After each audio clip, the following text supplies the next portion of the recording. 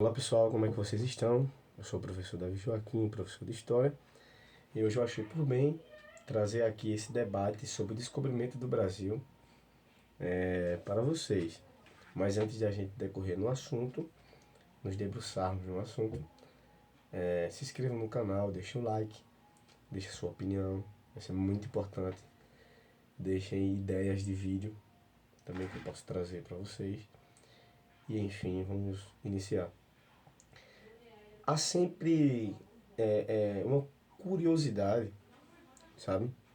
Que é que merece ser analisada. Por exemplo, a maioria massiva dos brasileiros acreditam que os portugueses vieram para cá, tomaram nosso ouro, nos roubaram, mataram os índios e foram embora. Ou ficaram e fizeram uma bagunça. E tiram todo o significado da história, acabando com os símbolos, sabe? E para acabar com a nação, com a sociedade, você começa primeiro acabando a história dela, você apaga a história e depois você derruba os símbolos. Isso aconteceu na Revolução Francesa. Na Revolução Francesa, eles primeiro derrubaram a Bastilha, que, claro, servia para armazenar armas e tal, embora que na época não havia nada lá, havia prisioneiros, assim, fajutos, que não serviam, então, mas começaram pelos símbolos. E quando tomaram o poder ali por Robespierre, eles mudaram toda a história da França. Literalmente apagaram a história da França. Os corpos dos reis que eles pegavam, eles jogavam no rio, jogavam cal em cima, que era para a deteriorização ser mais rápida. Mudaram o calendário, mudaram as datas festivas, e assim com uma forma de apagar a história para as pessoas não terem lembrança. E foi o que foi feito no Brasil, sabe? Então essa ideia de que os portugueses vieram para cá e roubaram o ouro da gente e blá blá blá blá blá blá, ela deve ser esquecida. Portugal, primeiro você deve se perguntar, veja, vamos analisar. Portugal é um reino muito distante do Brasil e que para poder chegar a este território tem que desbravar um mar desconhecido, minha gente. Será que somente o ouro, ou o ouro, enfim, levaria esses caras, o rei, ia deixar os seus soldados morrerem em busca de ouro, sendo Portugal um país muito rico? Acredito que não. Isso não serve, não basta, sabe? Veja, as grandes navegações iniciaram no século XV, precisamente.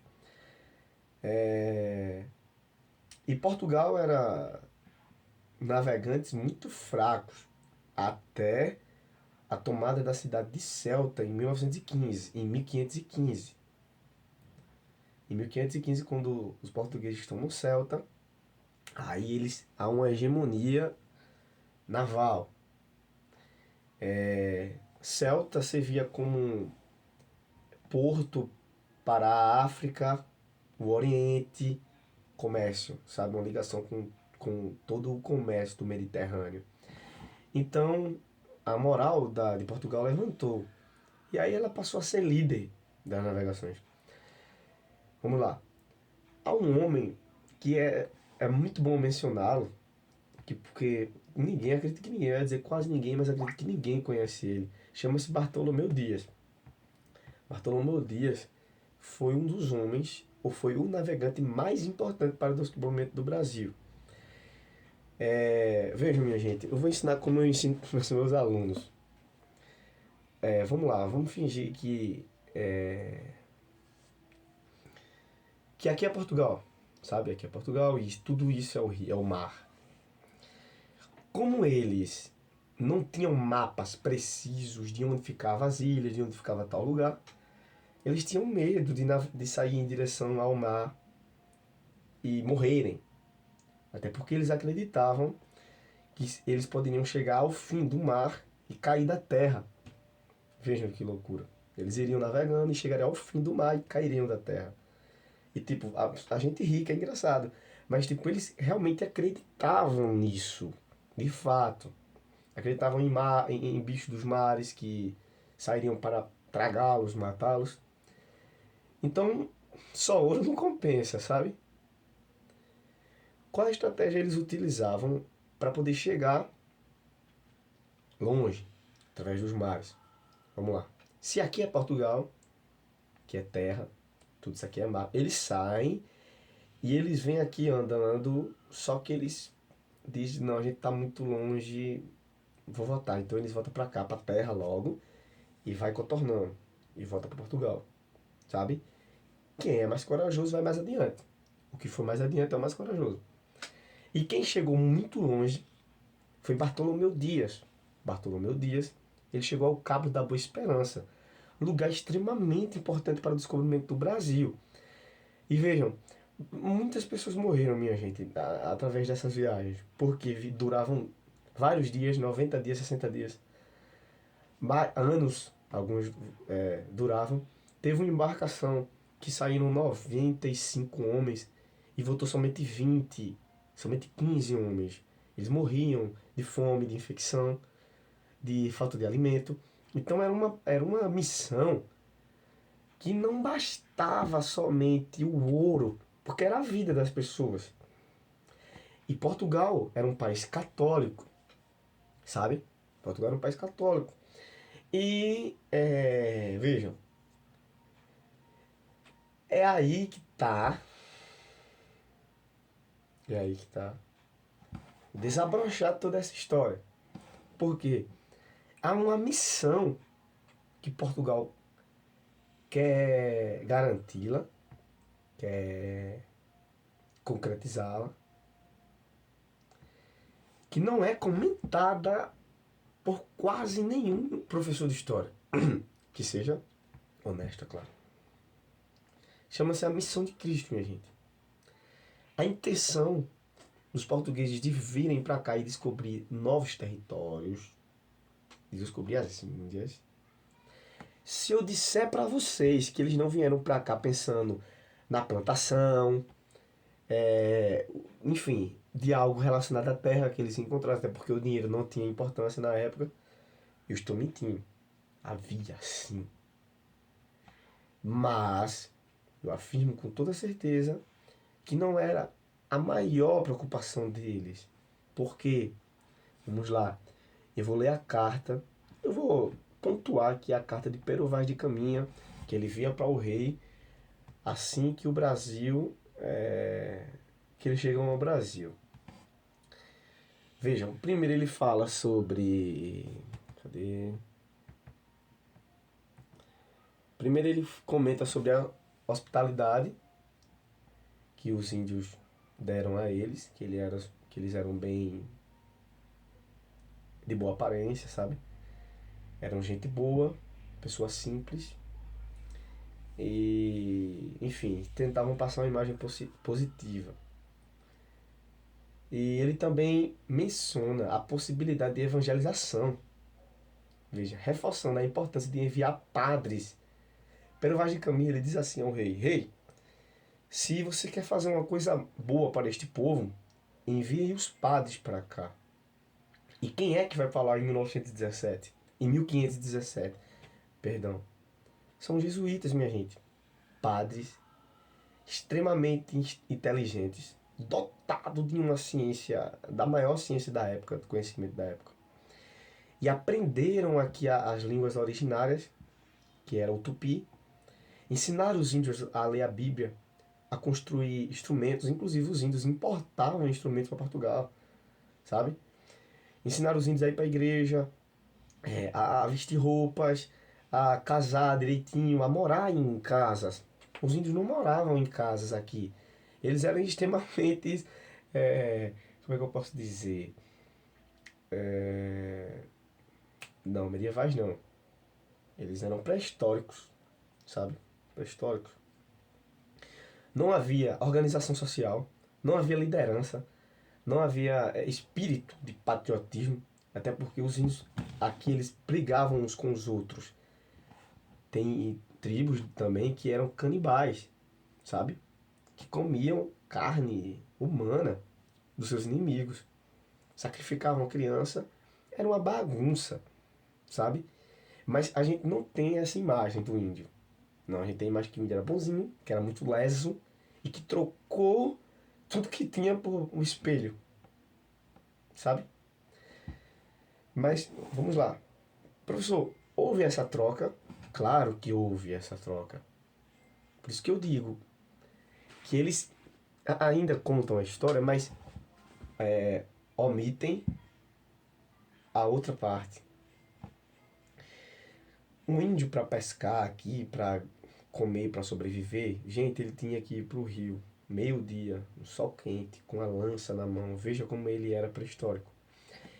E ver, enxergar o peixe na sombra do rio, para poder lançar e pegar um peixe. Então imagina a dificuldade que era para o homem sobreviver. Então os portugueses chegam para ele e dizem assim, ó, deixa eu te mostrar uma coisa aqui, ó. Vara de pescar. Ajudou não? Ajudou ou não? Claro que ajudou. Tu luta com o quê? A gente luta com lança mesmo. Eita, peraí.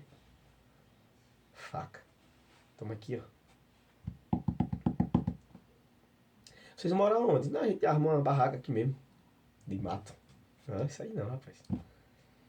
E cria cidades. Inclusive, São Paulo, sabe? É criada bem no início. É uma das cidades mais antigas, se não a mais antiga do Brasil. E Portugal, quando vem pra cá, faz uma coisa que deixa a gente assim extremamente boca aberta, que é evangelizar. Gente, os portugueses chegaram aqui no dia 22 de abril de 1500. No dia 26 de abril de 1500 houve uma missa. O primeiro símbolo a ser levantado aqui não foi do rei, não foi de nada de exército, de nada. Foi uma cruz. O primeiro nome dado ao Brasil é a Ilha de Vera Cruz. Tudo está ligado a Cristo, está ligado à cruz, está ligado à palavra de Deus. Então nós não sabemos a nossa identidade, porque essa história é apagada, sabe? E daí então houve um acordo entre os colonos e os índios. E claro, eles viviam da melhor forma aqui. Aí depois, claro que, veja, os portugueses não sabiam andar por aqui. E do nada os índios iam mostrando a ele, e eles conheceram o pau-brasil, que era... O pau-brasil descia um líquido vermelho da árvore. E eles usavam a tinta para vender em Portugal. Aí vocês dizem, mas foi um roubo. Não, não é roubo. Por que não é roubo? Porque este território, Ilha de Vera Cruz, lembrando que não existia Brasil em 1500, a Ilha de Vera Cruz, que é o Brasil, pertence a Portugal. Então é como um engenho que pertence à cidade. Você com certeza mora... Quem mora em Jaqueira vai saber. Barro Branco não pertence a Jaqueira? Claro que pertence. Então a prefeitura pode calçamento, pode fazer o que for lá, pode pegar... Portanto que tenha, claro, né? Conversa. Porque pertence à cidade. A prefeitura alcança lá. O reinado, Portugal alcançava a Ilha de Vera Cruz. Então tudo que era pego daqui e levado para lá era deles mesmo. Afinal eles descobriram, eles deram à sociedade, deram um nome. E mais do que isso, ensinaram eles a socializar, a ter uma civilização digna, avançada, e não viver do jeito que eles estavam vivendo, sabe? Então, através dos descobrimentos, ou da ida longa de Bartolomeu Dias, Pedro Álvares Cabral chega ao Cabo da Boa Esperança também, e por um azar, ele ou não, ele se perdeu. E em vez de ele vir contornando a terra, como eu falei para vocês, ele pensou que estava indo na direção certa, e acabou chegando à Ilha de Vera Cruz, que eram as Índias, sabe? E veja, a carta Assim que eles chegaram, minha gente, eles escreveram essa carta falando sobre a evangelização.